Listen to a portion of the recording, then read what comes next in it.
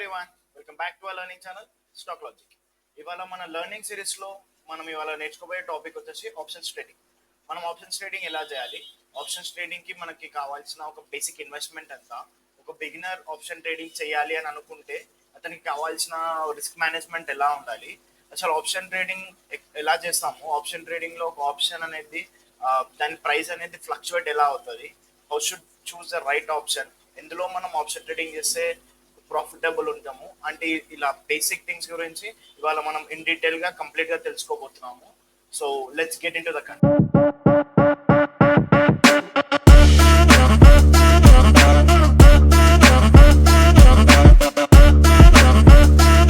Trading గురించి చెప్పే ముందు ఒక చిన్న కాషన్ నోట్.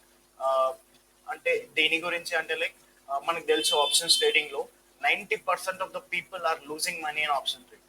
ఎందుకు, why is it happening? 90% people lose చేయడానికి ఒక బేసిక్ రీజన్ ఉంటుంది కదా. ఎందుకంటే ఆప్షన్స్ ట్రేడింగ్ అనేది ఒక చాలా హై అండ్ స్కిల్. అసలు ట్రేడింగ్ అనేది ఒక హై అండ్ స్కిల్, అందులో ఆప్షన్ ట్రేడింగ్ అనేది చాలా హై అండ్ స్కిల్. కాకపోతే దీంట్లో ప్రాబ్లం ఏమవుతుందంటే ఆప్షన్ ట్రేడింగ్ అనేది ఈజీగా అవైలబుల్ అయిపోతుంది ప్రతి ఒక్క రీటైలర్కి. ఇప్పుడు ఫర్ ఎగ్జాంపుల్ ఒక రీటైలర్ 10,000 లేదా 15,000 తీసుకొని ఒక మార్కెట్కి వస్తాడు. ఆ 15,000ని 1,50,000 చేయాలి అనే ఒక ఆలోచనలతో ఉంటాడు. ఆ ఆలోచనలో ఫస్ట్ అలా చేయాలి అంటే ఫస్ట్ స్ట్రైక్ అయ్యే థింగ్ వచ్చేసి ఆప్షన్ ట్రేడింగ్. చేయలేమా అంటే ఎస్, మీరు చేయొచ్చు. ఆప్షన్ ట్రేడింగ్ లో 15,000ని 1,50,000 సింగిల్ డేలో చేసే పొటెన్షియల్ ఆప్షన్ ట్రేడింగ్ కి ఉంది, లేదని కాదు. బట్ ఆప్షన్ ట్రేడింగ్ చేయాలి అంటే అదొక హైయెస్ట్ ఫార్మ్ ఆఫ్ స్కిల్. దాన్ని నేర్చుకోవాలంటే మనం గ్రాడ్యువల్ గా నేర్చుకోవడం ఇలాంటివి చేయాలి. అంతేగాని ఒక బిగినర్ రాగానే మార్కెట్ కి ఆప్షన్ ట్రేడింగ్ లోకి వస్తే 100% వాని మనీ అనేది లూజ్ అవుతుంది. అందుకే ఈ ఈక్వేషన్ ఎలా ఉందంటే 90% of the people will not make money in option trading, whereas 10% of the people will make money in option trading. ఒక బిగినర్ ఏమో 10,000 తీసుకొని వస్తాడు. ఒక ఎంటిక తీసి కొండకేసిన గుంజుదాము వస్తే కొండ లేకపోతే ఎంటిక అనే మైండ్ సెట్ తో వస్తాడు. అది తెలియదు ఏంటంటే ప్రతిసారి ఎంటికనే పోతుంది, ప్రతిసారి 10,000 15,000 పోగొట్టుకుంటాడు. మళ్ళీ రీలోడ్ చేస్తాడు అకౌంట్ ని, మళ్ళీ పైసలు పోగొట్టుకుంటాడు. కాబట్టి ఒక sincere suggestion from my side, ఒక బిగినర్ ఆప్షన్ ట్రేడింగ్ చేయకపోవడం బెస్ట్. ఫస్ట్ ఈక్విటీ మార్కెట్ లో స్వింగ్ ట్రేడింగ్, ఇంట్రాడే ట్రేడింగ్ ఇలాంటివి చేసిన తర్వాత ఆప్షన్ ట్రేడింగ్ కి గ్రాడ్యువల్ గా మీరే వస్తారు. అలా గ్రాడ్యువల్ గా వస్తేనే ప్రాసెస్ అనేది చాలా బాగుంటది. రాగానే ఆప్షన్ ట్రేడింగ్ లో దిగితే మీరు మోస్ట్లీ చూసేది లాసెస్ తప్ప ఇంకేం చూడరు. సో ఇవన్నీ సైడ్, బట్ ఫస్ట్ థింగ్ మనం ఆప్షన్ ట్రేడింగ్ గురించి తెలుసుకుందాం. అసలు ఆప్షన్ ట్రేడింగ్ అంటే ఏంది, ఒక ఆప్షన్ అంటే ఏంది? ఒక ఆప్షన్ లో 2 టైప్స్ ఉంటుంది. ఒకటి వచ్చేసి మనకి కాల్ ఆప్షన్, ఒకటి వచ్చేసి put option. Call option and put option. And options trading లో 2 టైప్స్ ఆఫ్ ఆప్షన్ ట్రేడింగ్ ఉంటుంది. ఒకటేమో ఆప్షన్ సెల్లింగ్, ఒకటేమో ఆప్షన్ బయింగ్. ఆప్షన్ బయింగ్ అనేది చాలా చీప్. చాలా మంది ఆప్షన్ బయింగ్ చూసి మార్కెట్ లోకి వస్తారు. ఎందుకంటే ఇప్పుడు ఫర్ ఎగ్జాంపుల్ ఒక పర్టికులర్ ఆప్షన్ ఉంది, 10 రూపీస్ లేదా 20 రూపీస్, 30 రూపీస్, 40 రూపీస్ ఉంది. ఆ ఆప్షన్ కి ఎంత అయితే మనీ కావాలో అంత మనీ మన దగ్గర ఉంటే సరిపోతుంది. We can do option by. But option selling అట్లా కాదు. ఆప్షన్ సెల్లింగ్ కోసము మనం ఎక్స్ట్రా అమౌంట్ అనేది మన బ్రోకర్ దగ్గర మనం డిపాజిట్ చేసి పెట్టాలి. ఫర్ ఎగ్జాంపుల్ ఇప్పుడు ఒక 10 రూపీస్ ఆప్షన్ సెల్ చేయాలంటే మన దగ్గర అట్లీస్ట్ 100 రూపీస్ ఉండాలి. అది ఈ ఆప్షన్ సెల్లింగ్. ఈ ఆప్షన్ సెల్లింగ్ అనేది చాలా costly, as well as most of the people profitable ఉన్నది ఆప్షన్ సెల్లింగ్ లో, ఆప్షన్ బయింగ్ లో కాదు. ఆప్షన్ బయింగ్ అనేది మంత్ లో ఒక 5 to 7 days అలా ఒక మంచి మొమెంటం ఉన్న రోజు ఆప్షన్ బయింగ్ చేసుకుంటే విల్ బి ప్రాఫిటబుల్. ప్రతి రోజు ఆప్షన్ ట్రేడింగ్ చేస్తే తప్పకుండా మనం లాసెస్ లో ఉంటాం. ఆప్షన్ సెల్లింగ్ అనేది ఇది బేసిక్. ఆప్షన్ బయింగ్ లో ఒక 10 రూపీస్ ఆప్షన్ ని కొనాలంటే మన దగ్గర 10 రూపీస్ ఉంటే చాలు. కానీ ఆప్షన్ సెల్లింగ్ లో 10 రూపీస్ ఆప్షన్ ని మనం సెల్ చేయాలంటే మన దగ్గర 100 రూపీస్ ఉండే ఉండాలి. అది ఆప్షన్ సెల్లింగ్. ఆప్షన్ బయింగ్ లో సేమ్ మన దగ్గర ఉంటే చాలు. ఆప్షన్ అసలు మనం కాల్ ఆప్షన్ ఏంది, పుట్ ఆప్షన్ ఏంది? ఇప్పుడు ఫర్ ఎగ్జాంపుల్ మార్కెట్ లో ప్రైస్ అనేది ఆ పైకి మూవ్ అవుతుంది అని అనిపించినప్పుడు ఒక ఆప్షన్ బయర్ ఏం చేస్తాడు, కాల్ ఆప్షన్ ని బై చేస్తాడు. సిఈ, షార్ట్ ఫామ్ సిఈ అని ఉంటుంది మార్కెట్ లో. కాల్ ఆప్షన్ ని బై చేస్తాడు. అదే ఆప్షన్ బయర్ మార్కెట్ లో ప్రైస్ అనేది కిందికి మూవ్ అవుతాయి అనుకున్నప్పుడు పుట్ ఆప్షన్ బై చేస్తాడు. ఇది basic thing for option buyer. కానీ ఆప్షన్ సెల్లర్ ఏం చేస్తాడు, ఇప్పుడు మార్కెట్ పైకి వెళ్తుంది, ప్రైస్ మూవ్మెంట్ పైకి వెళ్తుంది అని అనిపించినప్పుడు పుట్ ఆప్షన్ ని సెల్ చేస్తాడు. పుట్ ఆప్షన్ ని సెల్ చేస్తాడు. దాంతో ఇతనికి మనీ వస్తుంది. ఒక ఆప్షన్ సెల్లర్ అదే మార్కెట్ కింద పడుతుంది, లైక్ మార్కెట్ లో ప్రైస్ మూవ్మెంట్, ఒక పర్టికులర్ స్టాక్ కి ప్రైస్ కిందికి మూవ్ అవుతుంది అనిపించినప్పుడు కాల్ ఆప్షన్ ని సెల్ చేస్తారు. ఆప్షన్ సెల్లర్ కి ఆప్షన్ బయర్ కి ఇది బేసిక్ థింగ్స్ ఏంటంటే పైకి వెళ్తే సి కాల్ ఆప్షన్ కొంటాడు, ఒకవేళ మార్కెట్ ప్రైస్ కిందకి వచ్చేది పుట్ ఆప్షన్ కొంటాడు. ఆపోజిట్ చేసేదేమో ఆప్షన్ సెల్లర్. ఆప్షన్ బయర్ కి ఎలా మనీ వస్తుంది అంటే ఇప్పుడు 10 రూపీస్ ఉన్న ప్రీమియము మంచి మూమెంట్ తోని మార్కెట్ అనేది పైకి వెళ్ళింది అనుకో, ఈ 10 రూపీస్ ప్రీమియము 20 అయిపోవచ్చు, 30, 50, మేబీ 100 కూడా అవ్వచ్చు. నేను అంటుంది ఒక సింగిల్ డేలో ఇంతగానం మూమెంట్ ఉంటుంది ఆప్షన్ బయింగ్ లో, అవ్వచ్చు అవ్వకపోవచ్చు.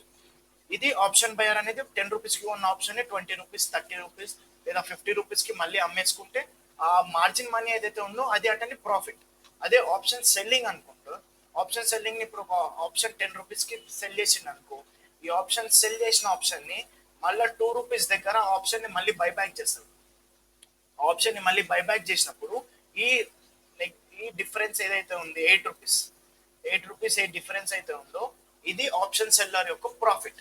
ఆప్షన్ సెల్లర్ కి ప్రాఫిట్ తక్కువ ఉండొచ్చు, but probability of getting profit market నుంచి చాలా ఎక్కువ.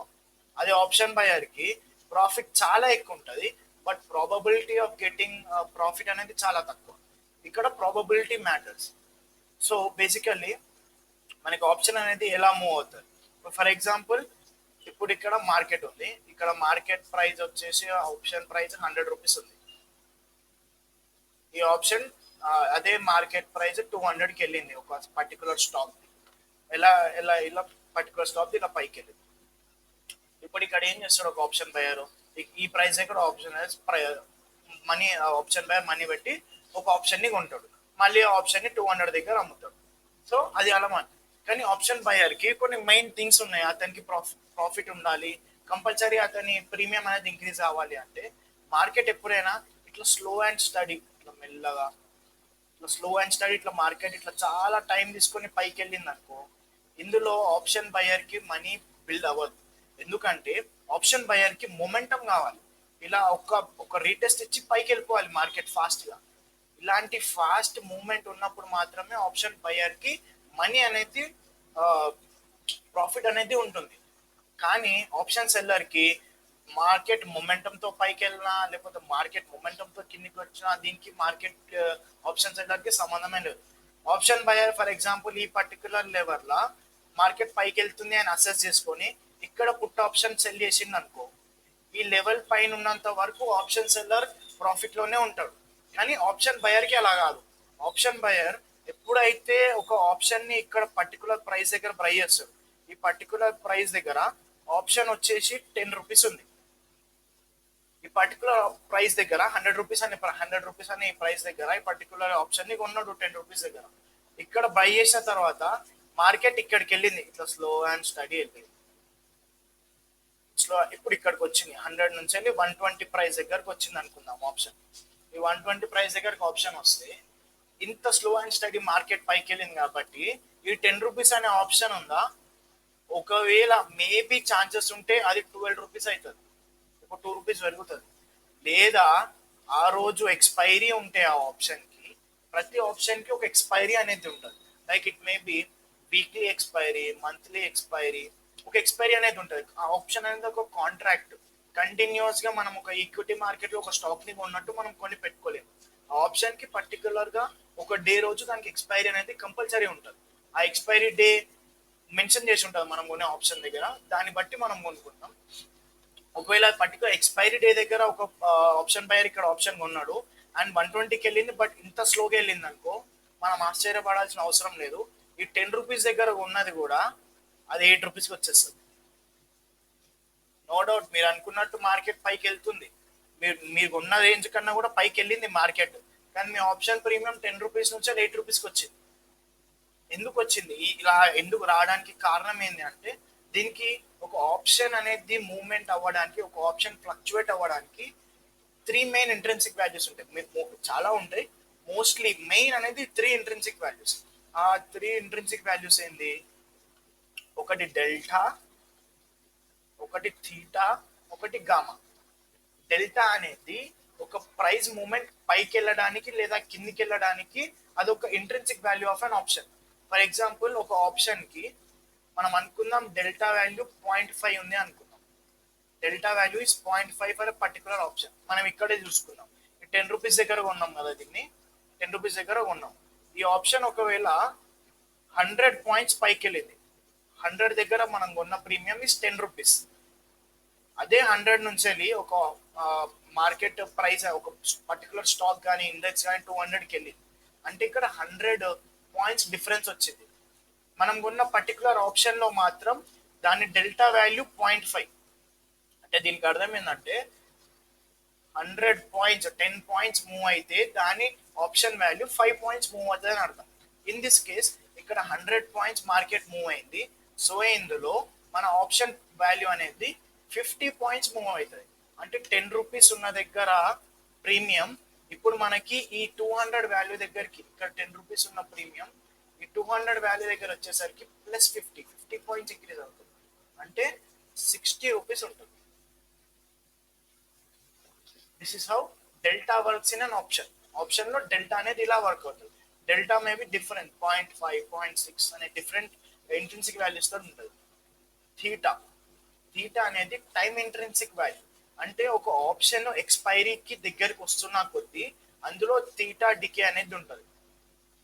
ఆ థీటా డికే ఏం చేస్తుంది, ఆ పర్టికులర్ ఆప్షన్ వాల్యూని ఇంకా తక్కువ చేస్తా వెళ్తుంది. మనం ఇంతకుముందు ఇక్కడ మాట్లాడుకున్నాం, మనం అనుకున్న లెవెల్ దగ్గర 10 రూపీస్ ఆప్షన్ కొనుక్కున్నాము, మనం కొనుక్కున్న దానికి పైకి వెళ్ళింది మార్కెట్, బట్ ఆల్సో నా ఆప్షన్ అనేది 10 రూపీస్ నుంచి 8 రూపీస్కి వచ్చింది. వై, ఎందుకు ఇట్లా అవుతుంది అంటే theta decay is the main enemy for option buyer. అది టైం ఇంట్రిన్సిక్ వాల్యూ.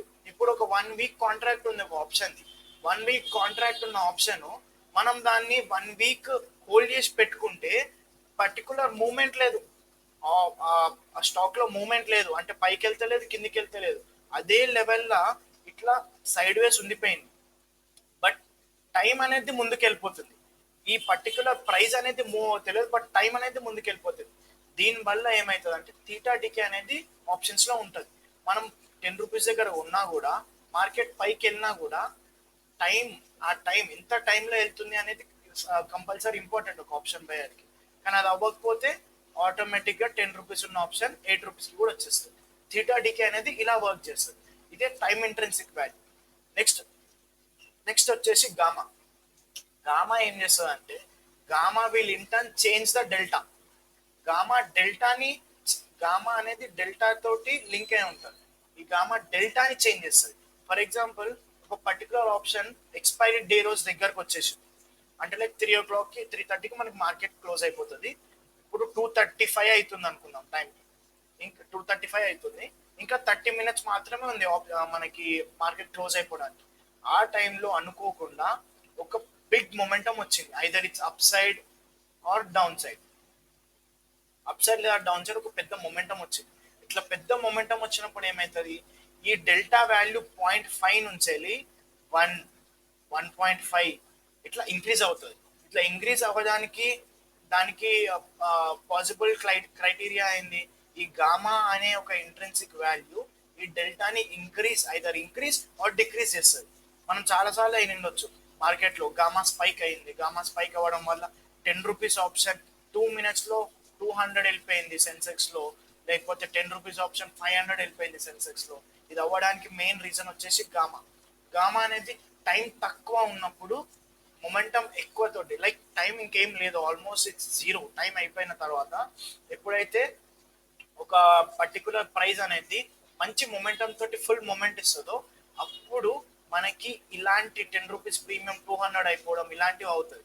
ఇదేం చేస్తుంది, పర్టికులర్గా డెల్టాని మార్చేస్తుంది. డెల్టాని మార్చడం వల్ల ఏమవుతుంది, మార్కెట్ 100 పాయింట్స్ మూవ్ అయితే డెల్టా వాల్యూ 1.5 అయిపోయింది అనుకో, ఈ 100 పాయింట్స్ మూవ్ అయినప్పుడు market option price 150 rupees increase అవుతుంది.